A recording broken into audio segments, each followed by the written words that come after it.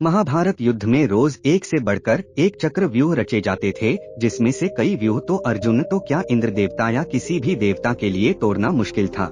जी हाँ दोस्तों, महाभारत के 18 दिन चले उस कुरुक्षेत्र युद्ध में एक से एक शक्तिशाली योद्धाओं ने भाग लिया था, जिसमें पितामह भीष्मा, गुरु द्रोणाचार्य, सूर्यपुत्र कर्ण, अर्जुन, अश्वत्थामा, भीम, दुर्योधन, कृपाचार्य, सात्यकी, भूरिश्रवा, कृतवर्मा जैसे अनेक महारथी योद्धाओं ने भाग लिया था। सभी के सभी अस्त्र शस्त्र विद्या में निपुण और शक्तिशाली योद्धा थे। सभी के पास एक से एक अस्त्र शस्त्र और दिव्यास्त्रों का ज्ञान था।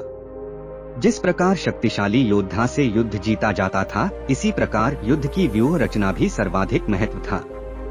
जैसे कि हम सभी जानते हैं कि अर्जुन पुत्र वीर अभिमन्यु चक्रव्यूह में मारे गए थे। महाभारत काल में चक्रव्यूह से भी घातक और खतरनाक कई व्यूह रचे गए थे।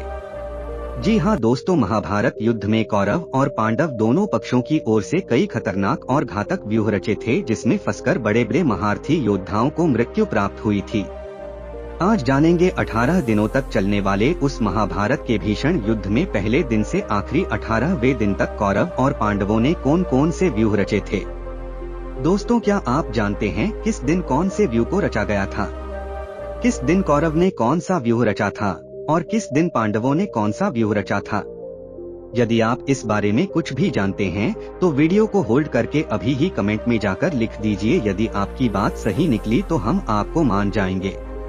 चलिए आज हम आपको विस्तार से बताएंगे कि महाभारत के युद्ध में किस दिन किसने कौन सा व्यूह किसके द्वारा रचा गया था और वह व्यूह कैसा था, उसकी क्या व्यवस्था थी, सब कुछ जानेंगे।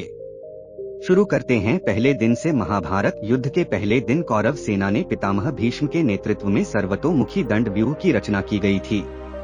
यह किसी स्तंभ या दंड पर स्थापित चक्र की तरह दिखता है। इस व्यूह में सेना के दो हिस्से होते हैं, एक आक्रमण करता है जबकि दूसरा हिस्सा आक्रमणकारी सेना की सहायता करता है। इसके जवाब में पांडव सेना ने अर्जुन की सलाह पर भीमसेन के नेतृत्व में वज्र व्यूह का निर्माण किया था। इस व्यूह का पहला प्रयोग संसार में सर्वप्रथम स्वयं देवराज इंद्र ने देवासुर संग्राम में किया था। महाभारत युद्ध के दूसरे दिन पांडवों ने क्रौंच व्यूह की रचना की थी। क्रौंच यानी सारस पक्षी की एक प्रजाति है। इस व्यूह का आकार इसी पक्षी की तरह होता था।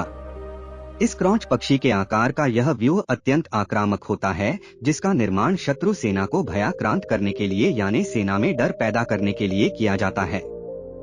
उस दिन इस भयानक व्यूह का नेतृत्व राजा द्रुपद कर रहे थे।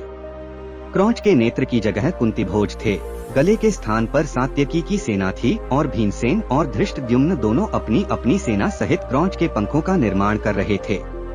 द्रौपदी पुत्र इन पंखों की रक्षा के लिए नियुक्त थे।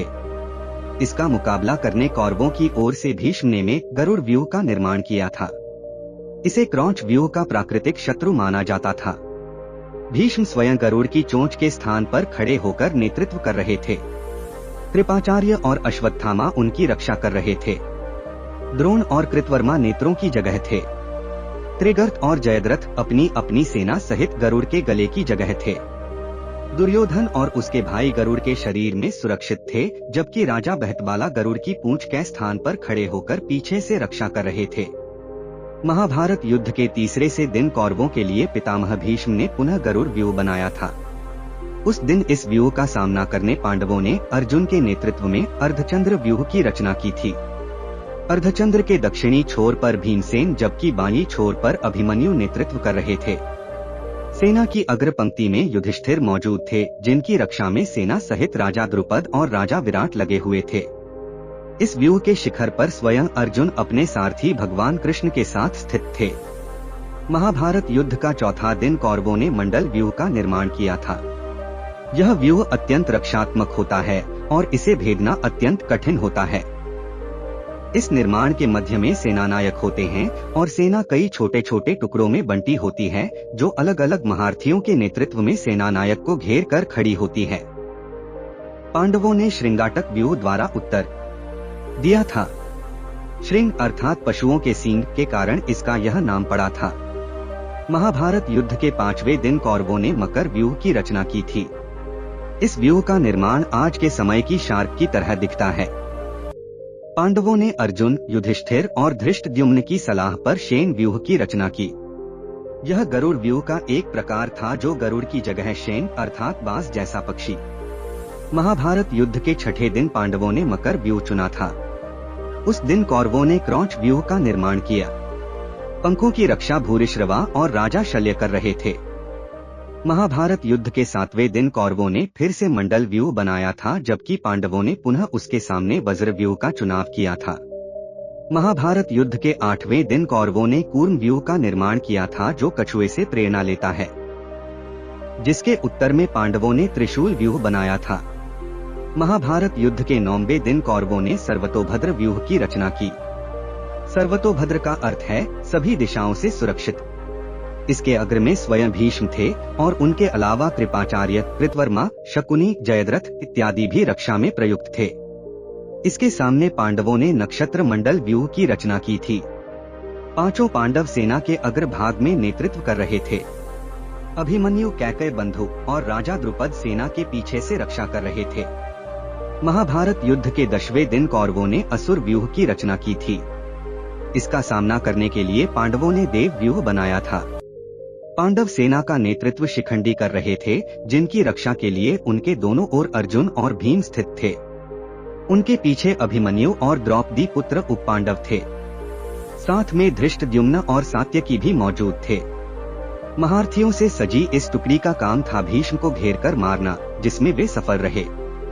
बाकी पांडव सेना राजा द्रुपद और राजा विराट के नेतृत्व में रखी गई थी, जिनकी सहायता के लिए कैकय बंधु, धृष्टकेतु और घटोत्कच को नियुक्त किया गया था।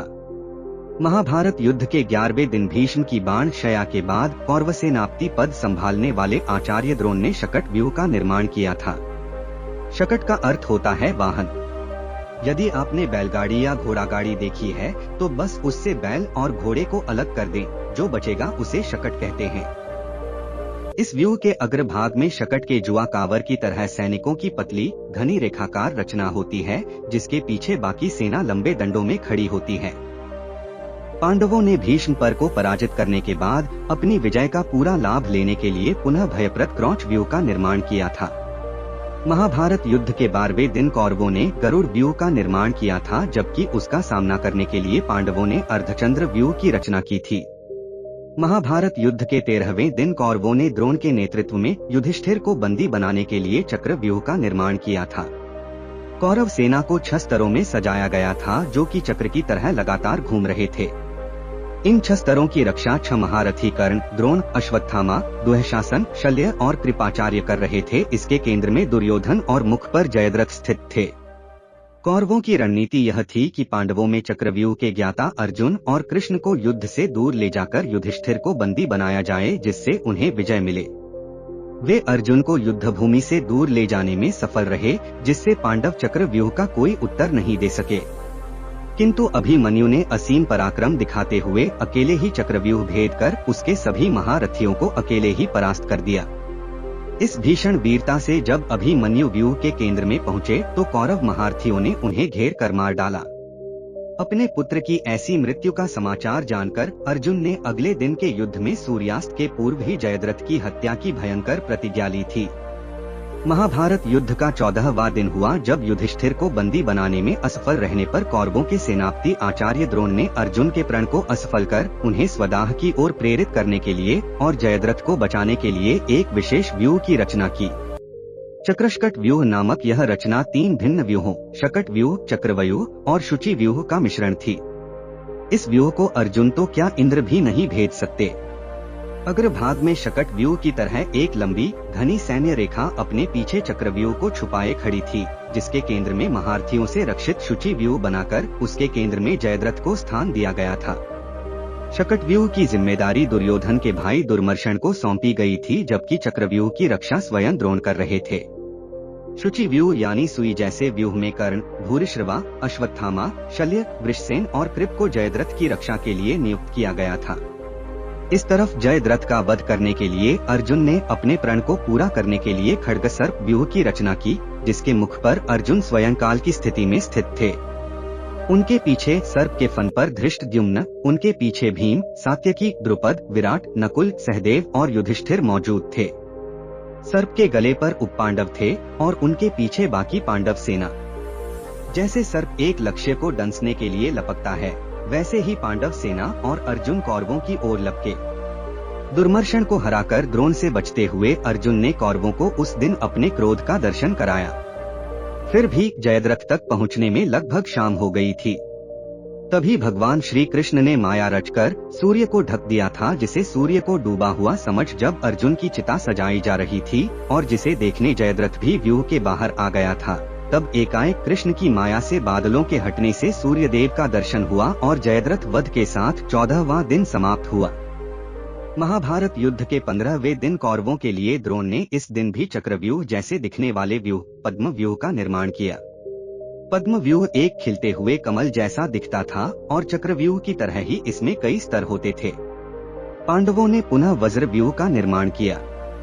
लगातार 2 लक्ष्यों में असफल रहने के बाद क्रोधित होकर गुरु द्रोण ने इस दिन विराट और द्रुपद की हत्या करते हुए भीषण संहार किया, किंतु अश्वत्थामा मारा गया कि झूठी खबर और युधिष्ठिर के अर्धसत्य की सहायता से द्रोण को विचलित कर शस्त्र रखने पर विवश कर दिया था और पांडवों ने गुरु द्रोण का अंत किया था। महाभारत युद्ध के 16वें दिन द्रोण के बाद कौरवों के सेनापति कर्ण बने थे, जिन्होंने मकर व्यूह की रचना की थी। इसका नेतृत्व स्वयं कर्ण कर रहे थे। शकुनी और उलूक इसके नेत्र थे। अश्वत्थामा इसके सर पर, जबकि दुर्योधन इसके केंद्र में सुरक्षित था। कृतवर्मा और शल्य इसके दोनों बाजू पर सेना की रक्षा कर रहे थे। जिसके उत्तर में पांडवों ने पुनः अर्धचंद्र व्यूह का निर्माण किया। महाभारत युद्ध के 17वें दिन पांडवों के महिष व्यूह का निर्माण किया, जिसके उत्तर में कौरवों ने सूर्य व्यूह की रचना की और एक दूसरे को कड़ी टक्कर दी थी। उस दिन अर्जुन के हाथों कर्ण का वध हो गया था।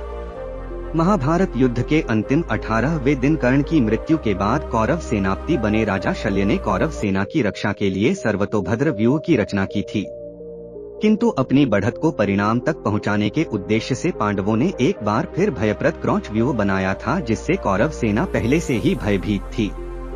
तभी उसी दिन युधिष्ठिर के हाथों शल्य की मृत्यु हुई थी, जिसके बाद कौरव सेना में भगदड़ मच गई।